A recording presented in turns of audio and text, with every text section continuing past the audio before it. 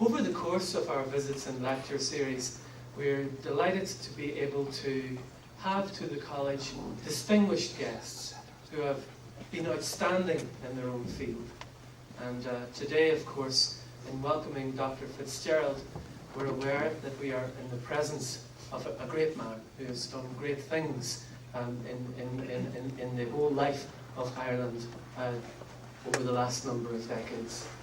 I know that we wouldn't be able to have Dr. Fitzgerald here if it wasn't for the good work of another of our past pupils, Mr. John Hume, who's a great friend of St. Colum's and who is always very anxious to assist us in any way in accessing key speakers and in developing the college here. And for that I'm very grateful to you, John, indeed. And I would like to invite John now to introduce our guest speaker to us. Father Eamon and students, it's a great honour for us today that a man of the national and international status of Dr. Garrett Fitzgerald has accepted our invitation to come and celebrate the 125th anniversary of this college. We owe him a deep debt of gratitude. And of course, as Taoiseach, always in his public career, peace and justice in our part of Ireland was always at the top of his agenda, and indeed led as Taoiseach to the Anglo-Irish Agreement, which will go down in history as the first major step in our peace process, because for the first time the British government accepted his request that the Irish government must also be involved in any resolution to our problems. So we owe him a deep debt of gratitude on a lot of fronts, but in particular for coming to us today to celebrate the anniversary of this great college. Dr. Garrett Fitzgerald.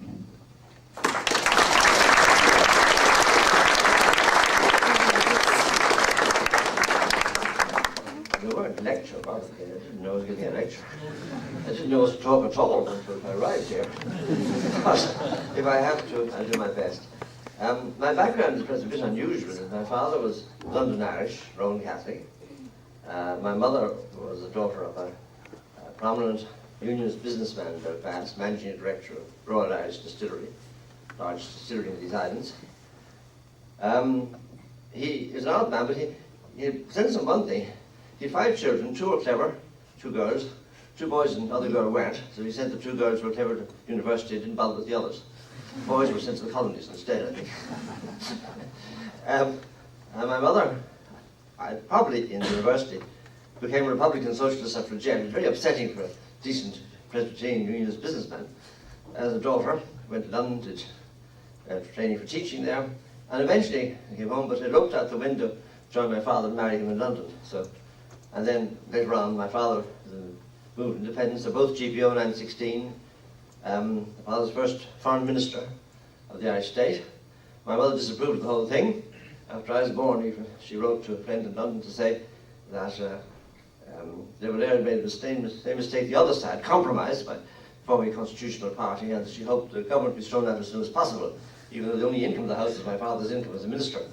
So, somewhat divided background between North and South, between Protestant and Catholic, and between Republican and Free State, I suppose you'd call it. So that meant I had to think as I was brought up. I did once ask my parents about the Civil War, neither would tell me what it was about. I only discovered what the Civil War was really about and what happened in it when helping my younger son with a school project many, many years later. There weren't any books on the Civil War even at that stage, that occurred after the foundation stage. But the nature of things, I had an interest in Northern Ireland which was different perhaps from others. The only problem was, the only people I knew in Northern Ireland were my relations who were all Protestants. They didn't know any Catholics. So in the 1960s I decided to go into politics in the South and I had to come north and look for Catholic politicians to find out that side of the story. So for a Southern politician it's a slightly odd way into politics. That's, by the way, the first introduction. Maybe a word first about politics. I don't think anybody goes into politics who hasn't a sense of service. It may be a desire to serve people locally, maybe a sense of being able to do something for the country as a whole. But I don't think anybody at all enters politics without some sense of service. It's also true that nobody enters politics who hasn't a touch of vanity. You want to rather pleased to be prominent, put yourself forward, you wouldn't be involved. So you can take it that all politicians are a mixture of vanity and service. The ratio ranges from 5 to 95% in either direction. But they're both present there. And the different thing about politics is this, that most of the things that need to be done, for politics should be about changing things by definition. There's no point in not trying to change something. What are you in politics for? If you want to change something, the people who don't want change are against you. And you'll find that most changes are resisted by somebody, nearly always by many people, and often by interest groups who do well out of the present system. So if you're going to do anything useful in politics, you have to challenge interest groups and do things that are unpopular with influential, powerful, and often wealthy people. On the other hand, if you make it a career, and there are very few part-time politicians nowadays, if you want to make it a career, you have to make sure you get re-elected. Otherwise, your career terminates. You're unemployed and find something else to do. So every politician has to judge in everything he says and does between achieving something useful, changing something, even despite opposition, and getting re-elected. And that range of choices means that there's a constant dilemma. And actually, I during the last war, watching what was happening, seeing the moral dilemmas that some of the politicians faced during the war, decisions like dropping the atom bomb, bombing of Germany, and so on the Allied side, never mind the other side. And then in an occupied country, were you for Pétain, who took on the job of looking after the French people under occupation, or de Gaulle, who left to carry on the fight from outside? Each had a role to play. And I was always struck by that, and it struck me that politics, if you went into politics, you ended up with a lot more moral dilemmas than otherwise. You hugely extended the range of moral dilemmas, so everything in politics is a moral dilemma. There's always a choice. If I do this, I'll be unpopular, I'll be re-elected. Well, I better do something popular, I'll never be re-elected. And if I don't do something useful and unpopular, there's no point in being here. So politics is a very unusual career. And because politicians face more moral dilemmas than anybody else, having to make these choices, and people see them doing them, and see them at times protecting their own interest about being re-elected, even though it being a somewhat cowardly thing to do, people see in the public gaze politicians acting often in ways that don't seem very brave or good. The rest of us, people who are not in politics, don't have to display all this in private. Their private life's their private life, and people don't see them making decisions of this kind. So politics is very vulnerable to external judgments, because people can see wrong things being done, mistakes being made, and people acting weakly, and they should be acting strongly. So just when you think about politics, just think about it in those terms. And it's because those constant little moral dilemmas and small issues, what you say on a particular occasion, you're trying to curry favour, you're trying to talk straight to people whether they like it or not. That is very important to understand what politics is about. Let me say a word now about the history of our island over the last century or so. The division of the country, which began in 1914, was effected in 1920 in final terms. Part of the reason for that was differences in British politics. Leave aside what people here wanted or didn't want. There was a British political dilemma. Parties trying to get the better of each other in Britain. And to some degree, Irish affairs were used by English politicians in their own circumstances, their own benefit, one way or the other. But anyway, the end of it was the country was divided. You can argue the merits of that, rightly or wrongly. But after that, Northern Ireland was left to itself for 50 years. Now, I think that reflected a great failure by the governments of both states. In the Irish state, there was to be a boundary commission. The Irish government very naively expected that large chunks of Northern Ireland would be handed back to the south. That didn't happen. They misjudged the wording of the boundary commission in terms of reference. They were shocked and horrified to discover that very little came back to the south, and some bits of the south were handed back to the north. And they panicked. My father's a member of that government, and did a quick deal to leave things as they were. And at that stage, I think Irish governments, my father's government, subsequent governments, really opted out. They decided they'd burnt their fingers in all that, and let's get on with founding our own state. And founding your own state is a big job, I can tell you. Because naturally, people in our state who are predominantly of one tradition had an inclination to try and create a state in the image of their own culture, a monocultural state, predominantly Catholic and Irish-speaking. It would be unrealistic to expect them not to do that when they had the opportunity by being given 93% majority in their own area once the division took place. But what they didn't realise was, of course, in building up their own state in their own cultural form, they were dividing Ireland much more deeply. If you actually look at the facts, the British divided the country, but the changes that took place subsequently were much more in the south than the north. We cut ourselves off to our own kind of state without much regard for the north, and there weren't that many changes in the north. For good or ill, the north tended to stay the way it was. And I don't think people in the south realise how difficult they were making life for many people in the north by dividing the country more deeply. They were thinking of themselves and their own state they wanted to establish. And a state which eventually became very successful, although there were a long time about it, the first 35 years, it wasn't exactly very brilliant economically, but eventually it worked out well. But there was neglect by Irish governments. In 1938, issues of discrimination in the north were raised by Mr. de Valera in his negotiations with the British government. The Home Office, which was running Northern Ireland affairs, had one objective. We managed to get out of Northern Ireland, don't let's get involved again in any part of Ireland. That meant if anybody raised issues of discrimination, they didn't want to know about it. And a report was produced for Mr. de Valera's benefit saying no discrimination in Northern Ireland. He wanted to argue that, but eventually his colleagues, I think, persuaded him, you're not going to get anywhere. Settled for getting the ports back, which had been under British control until then, and for settling other differences between Ireland, North and South. Ireland was in the south of Ireland, the Republic, and Britain, and don't keep pursuing this northern issue, you get you nowhere. And I'm afraid he settled for that. And I don't think any Irish government, after 1935, gave any serious thought to Northern Ireland. And indeed, when the troubled violence came in the late 60s, Irish governments were totally unprepared, with no plan, no thought, no civil servant, no minister giving any thought to it. So I think we have to carry a lot of responsibility for whatever went wrong. But the British government, of course, has to carry responsibility because they were in charge. And the 1920 Act made provision to deal with discrimination. And when that issue arose, the British government funked it, decided not to intervene, because the Northern government might resign if you pushed them around, and we'd be involved again.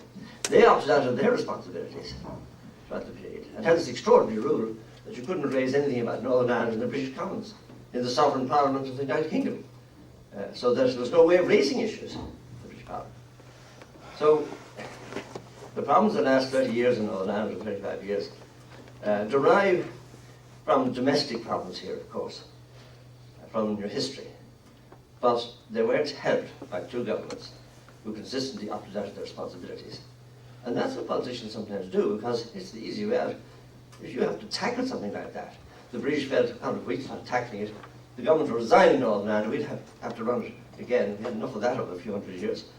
And the Irish government felt, well, look, we've enough to do establishing our own state without getting stuck into problems in Northern Ireland. So the opting out, understandable, human failing of taking the easy path. And of course, neither side realizing that by not tackling whatever problems there were, they were building up a discontent which eventually could blow up. And neither government realized that. In fact, in the mid-60s, in the Mass and meeting O'Neill, most people thought, oh, things are getting better, tensions are diminishing, it'll all work out very well, and you, of course, just leave it alone. Nobody outside understood the kind of tensions that build up in a community when problems are not tackled, and people are left with increasing discontent on one side and fear on the other. And of course, behind all this lies fear. Fear is the one thing that distorts reason. And when you divide an island like Ireland the way it was done, and you can argue the merits of it either way, but the fact is, if you give a minority who feel themselves to be a minority in the island of Ireland all power within an area, they will tend, out of fear, to act in a way that they hope will protect their interests. So the fear of, it always seems to me that the unions in Northern Ireland have never lost the fears of a minority. The sense is still there being a minority in the island of Ireland and being besieged. And that means that fear can drive out reason and lead to people making mistakes. The minority, of course, had fears because they were the minority within the system as they saw it suffering from it. So that's one factor which is very powerful in politics, fear. And I think if people had been more rational, less absorbed by fears, they would have acted differently on both sides. But the primary responsibility lies with the two governments which let the situation fester, failed to recognise what was building up, and then had to cope with it thereafter. I think when historians come to write about the subsequent period, they will note that the British government was better prepared.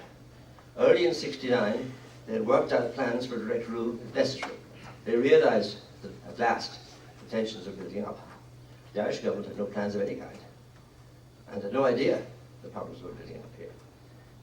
In the south, when the violence started here, the government was quite shattered, divided, fell apart.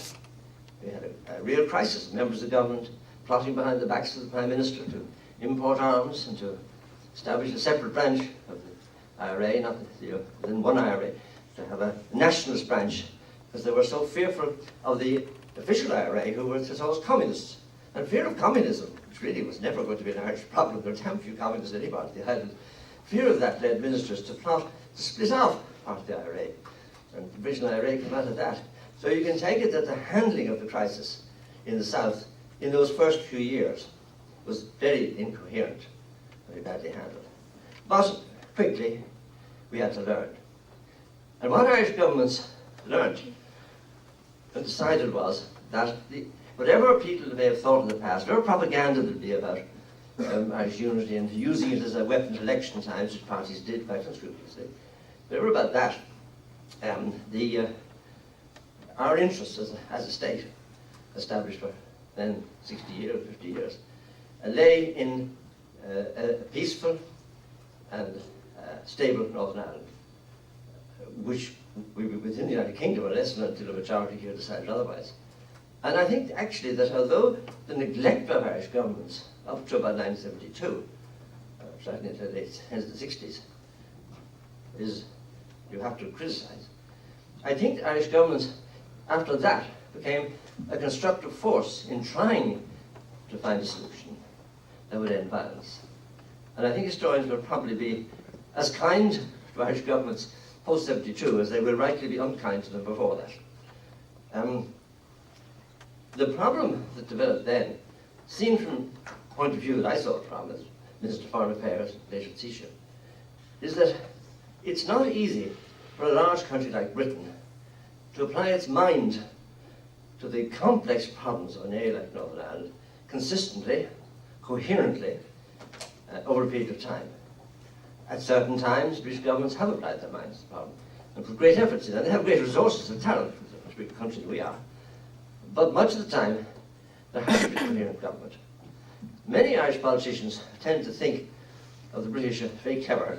They're so much cleverer than we are. They're always trying to do us down or something.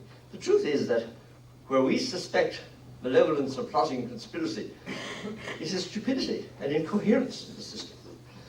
It's a great mistake. Paranoia is very common in politicians, and it's not just. And the more I saw the British government at work, the more incoherent it seemed. Very little overall control. And the neuralgic point of control was that once the RUC collapsed under pressure of events, and the army were brought in, which I thought a good idea, naively thought that would solve the problem. If it sorted out, I was quite wrong.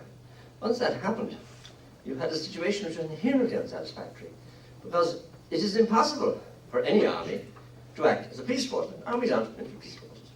A regimental army, with each regiment having different disciplinary arrangements, which is unique in that respect, is even more difficult.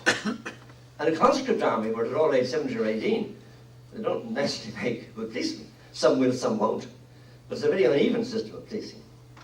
And the other thing is that in Britain, it seems to me, the army rates a bit like the church and Catholic Church in Ireland, given the same veneration. Any criticism of the army is unacceptable. And I believe, and that's confirmed to me by senior civil servants in Britain, that at no stage up to 1997 was the British government totally comfortable in attempting to control the method in which the army provided security in our land. I've been told by senior civil servants, when this government came in 1997, first time, there was a clear line of command from civilian government to army. And in my own experience as Minister of Foreign Affairs dealing with all the problems here and then later with Taoiseach, I could see that there was always a reluctance to ensure disciplinary action in that area. And indeed, when the workers' strike occurred, it's quite clear now in historical retrospect that the British government today, the British Secretary of State here, was not sufficiently sure of himself to insist that the army take early action, which I think might have resolved the situation. You can argue whether that's true or not, but had they acted at the beginning, we might have a very different situation. Events could be different. So another factor has been that the British government is not a coherent body, as you might think. There's a Ministry of Defence concerned around the army, and the parties are reluctant to challenge them. Tories are reluctant because they have a very high view of the army anyway. Labour reluctant because they fear the army mightn't respect them as much. So Northern Ireland was left in a situation where there was a degree of incoherence on the British side. And I think that contributed to much that happened afterwards. Irish government policy was directed from then on to try to persuade the British government to modify its policies on the security side so that they would tackle instead what seemed to us to be an alienation of the minority, which was gradually increasing in intensity and increasing the instability in the North. And that was what Irish governments were trying to do. People in the North haven't always understood what we're trying to do, but that's what we're trying to do at the time. The Anglo-Irish Agreement was designed to lead to reforms that would lead to support swinging back from Sinn Féin, the SDLP, with the view to persuading Sinn Féin that a policy of Armalite and ballot box together wasn't going to work, and that they need to drop the Armalite in order to get some of the ballot box. And it's clear now that that agreement did have that effect at the time. Sinn Féin denounced it, but in fact, in retrospect, and talking privately to people, they'll tell you that yes, if Garrett could get that much from Margaret Thatcher, maybe we could do even better with the later British government. So there was a shift in stance from 86 onwards. So it took an awful long time, the whole process, and it's still not complete. But behind it lies politicians who sometimes neglectful of their duties, sometimes taking them seriously, sometimes making mistakes and misjudgments. And I think for a large country like Britain, it's not easy for politicians there to empathise with and understand the fears of unionists or the fears of nationalists. Big countries don't easily understand small countries. Small countries to survive have to try to understand big countries. So, in a sense, it's easier for an Irish government to adopt a rational policy than for a British government. We can't easily understand all these complications. There are just a few observations now. You may disagree with them.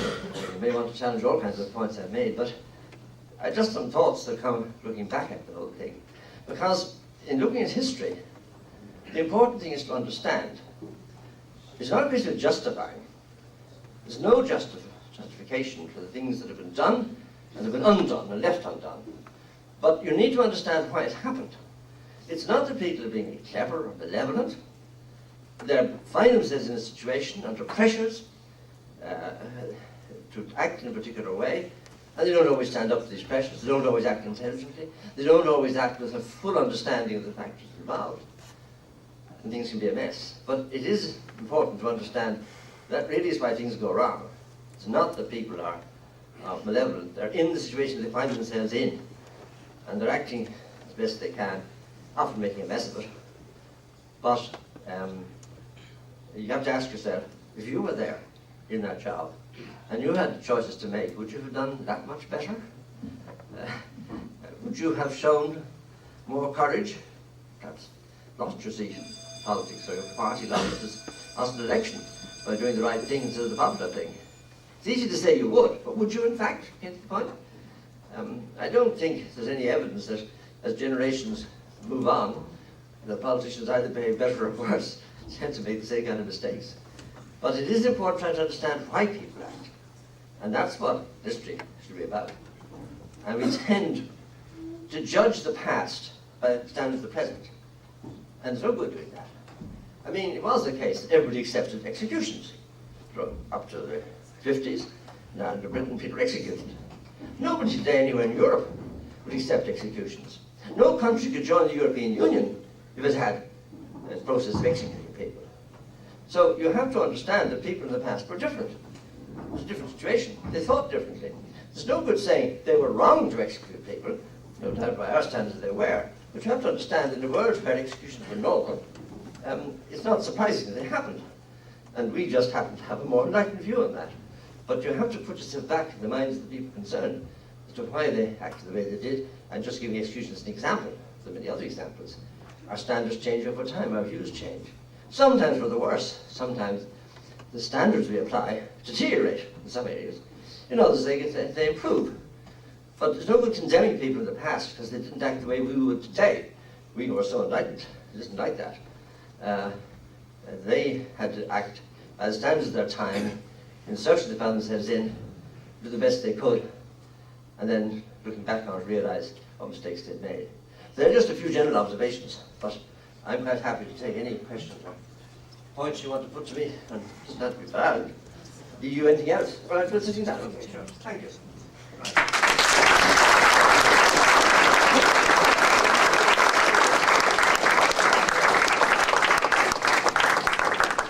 a great honour to have Dr. Fitzgerald and John Hume here with us in school today, and two men are very influential in the history of our island. So if anybody has any questions for them now, they can ask them if they want.